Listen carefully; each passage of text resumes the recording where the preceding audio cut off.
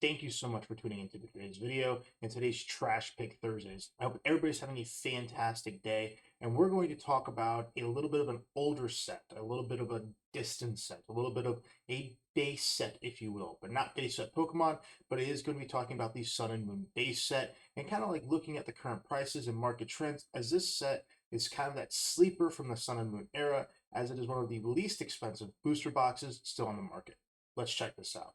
All right, everybody. So if you are coming back to our channel, you know that we use TCGplayer to chart all of our prices, all of our marketing, mostly because we sell on TCGplayer as a top-rated seller. And so this is our hub for our online business. With that being said, what we're going to be doing is showing you guys how to get to Sun and Moon, or actually how I get to Sun and Moon, because I'm not doing this the traditional way. I like to backdoor it. So as you see, I researched a card from Sun and Moon. I'm going to click on the Sun and Moon base set. And now when you come to this new page, instead of pulling up all the cards, you have options to choose which one you want to pick.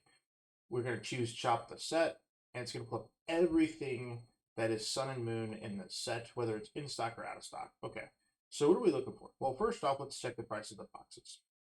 So as you see, you had a massive market uptrend from early January or late January now, where it was $327 for a booster box, and now we're all the way up at the $409 mark.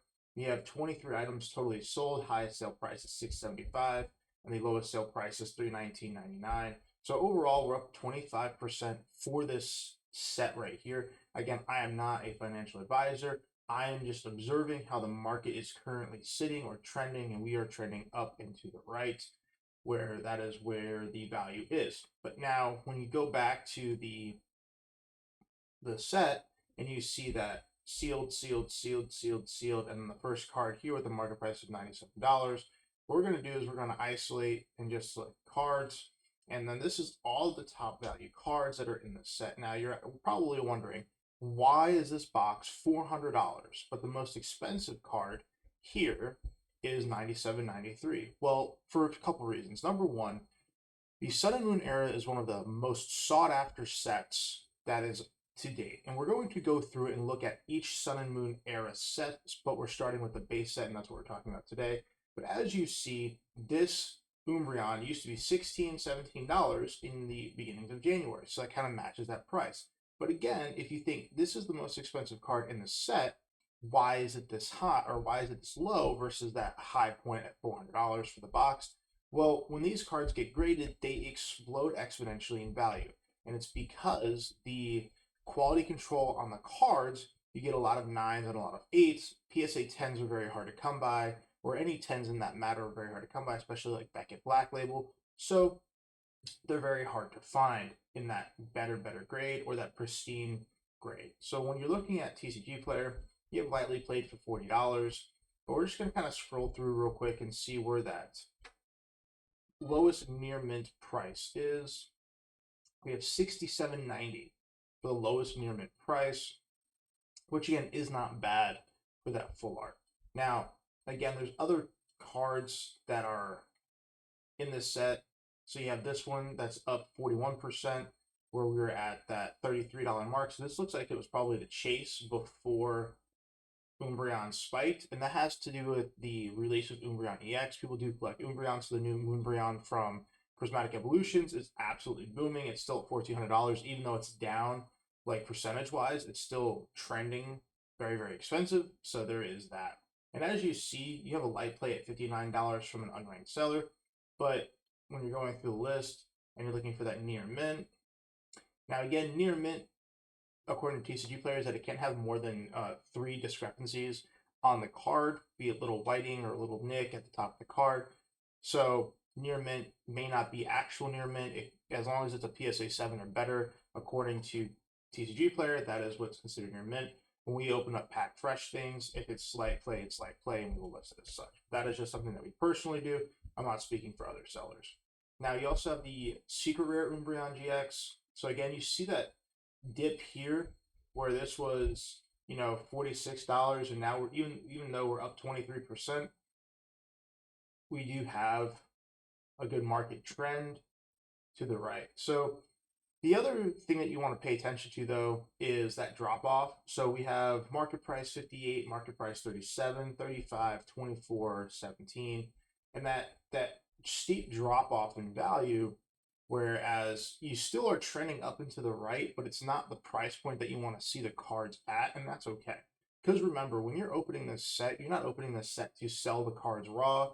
You're opening this set to send them in to get graded, to add them to your personal collection, or to sell them as graded, especially if they can come back as a 10, just because it is so hard to get a 10. And there are some really, really pretty cards that are in this set that are not a lot of money. You have this Espeon GX right here from Sun and Moon Base. It's up 17%, but at 17%, it's still got a market price for the card at $4.49. So even though it's up, it's still well under where its potential is or can be. And you have some other full arts that are really, really sick. The Sun and Moon era full arts and foiling are well better than what currents are. But even now, we're up 79% for this card. And at 79% market value, it's still under $10. So this is an absolute goldmine in regards to undervalued cards. But like I said, the leg of it is that you have to send these cards in to get graded. And as we continue going through, market price of $3.30, or sorry, $3.40, $3, $2, we're starting to see that consistency of price. And when we're clicking on these lower cards, we're still on that uptrend. We're up 10%, even though the card's market price is that $2 price point or less, right? So we're at $1.39. And then you have the base set Holo Rare, which is up 33%. We had a little dip here in March, and then it kind of retraced its steps and came back to where it is. So again, absolute great value and overall very pretty cards. Big fan of the Sun and Moon era cards. Now the only thing is that if there's a card that's sold out, it'll go to the back. So we're going to see nope. So no cards sold out, but we do have again good value. And this is just the base cards here that you see, the uncommons and the commons. And if you really want to get like technical into it and you wanted to see the price based off rarity, right? We can see the most expensive common is the Eevee. And then if we want to do uncommons, the most expensive uncommon, double colors. We got Rainbow, and then we got Nest Ball. So those are the prices right there. Again, market price versus that. These are older sets, so the conditioning is going to be a wider range, which is why there's such a spread on the price. And then we have the Dragonite Rare. I guess not.